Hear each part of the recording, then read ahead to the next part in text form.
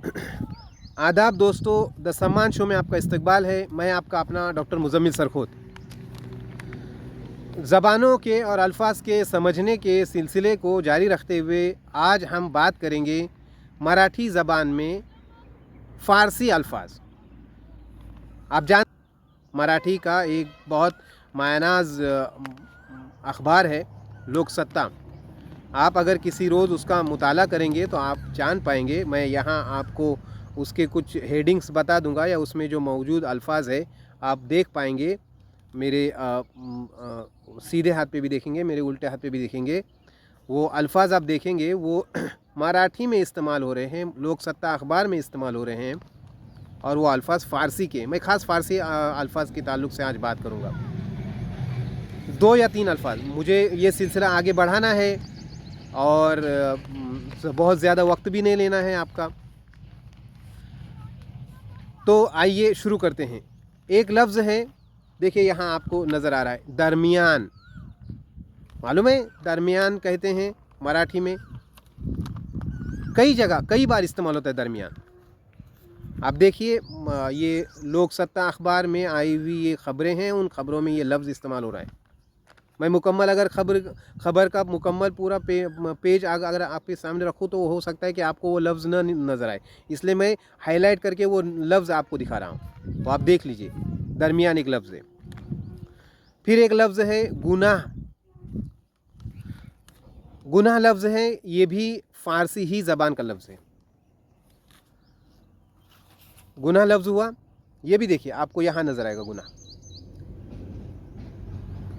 ये लफ्ज़ रोज़ाना तकरीबन जो डेली न्यूज़पेपर है उसमें चूँकि ख़बरें होती हैं, गुनहगारी की ख़बरें होती हैं, जराइम की ख़बरें होती हैं, क्राइम्स की ख़बरें होती हैं, तो उसमें गुनाह लफ्ज़ का इस्तेमाल आम है। और ये लफ्ज़ बिल्कुल मराठी में बहुत ज़्यादा इस्तेमाल होता है।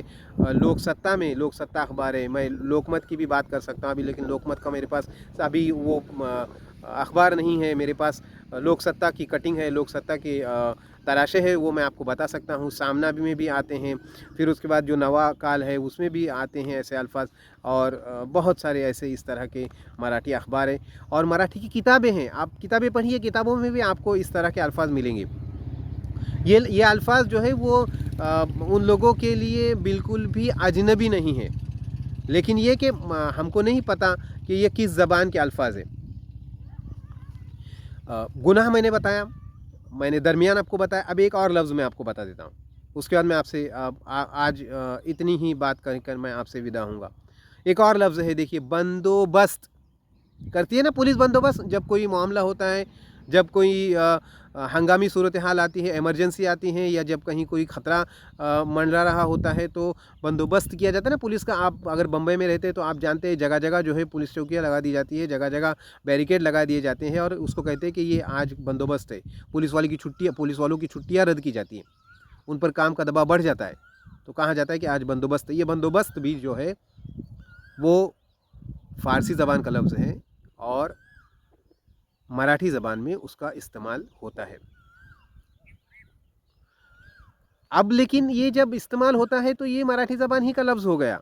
आप दरमियान समझ लीजिए, ये भी मराठी ज़बान का लफ्ज़ हो गया। आप गुनाह समझ लीजिए, ये भी मराठी ज़बान का लफ्ज़ हो गया।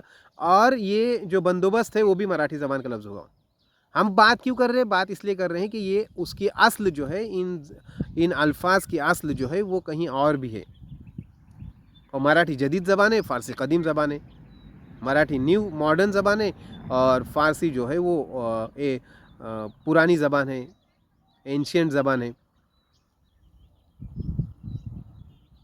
तो ये इस तरह का ज़बानों के अभी और मज़ीद ऐसे अल्फाज आएंगे। अभी हमारा सिलसिला वो भी है जिसमें मराठी में अरबी अल्फाज की खोज हम कर रहे हैं, और ये आप देख रहे हैं। तो इन अल्फाज की अस्ल जो है वो कोई और किसी और ज़बान में है। तो ये सिलसिला हमारा जारी रहेगा, आप बने रहिए। बहुत बहुत शुक्रिया। और एक दूसरे से मोहब्बत कीजिए, एक दूसरे का एहतराम कीजिए, एक दूसरे का रिस्पेक्ट कीजिए, और इसी तरह ज़बानों के सिलसिले को समझने के लिए मेरे साथ बने रहिए। बहुत बहुत शुक्रिया।